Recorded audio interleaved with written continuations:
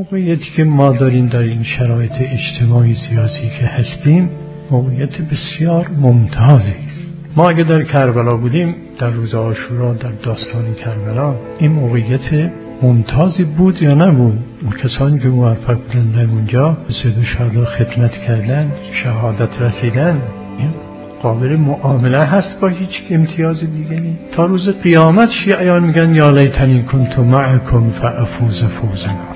همه آرزو میکنیم کاش ما روز عاشورا کربلا بودیم و به امام حسین یاری میگردیم. مگه همه کسانی که در کربلا بودن افتخار آفرینه؟ یه چند نفری بودن، 70 30,000 تا 120,000 هم گفتن، همه جهنمی بودن.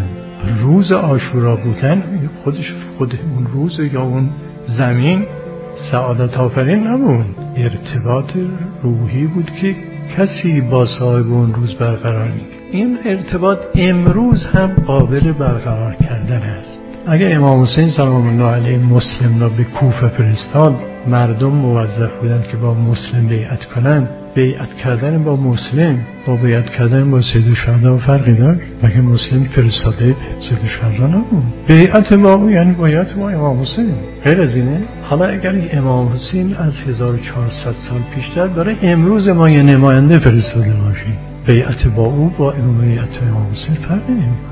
نماینده اوست. ما معتقدیم ولی فقیه در این عصر مثل حضرت مسلم است نسبت به سید الشهدا. بیعت او مثل بیعت با سید الشهدا، اطاعت از او مثل اطاعت از سید الشهدا. کل یوم عاشورا یعنی این.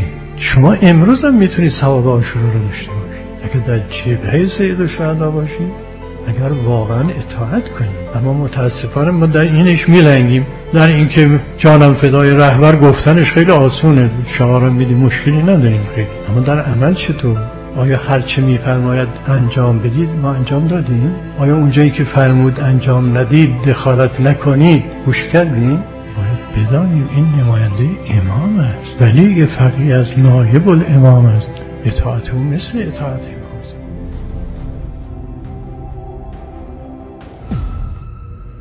اینجا مرکز مقاومت است.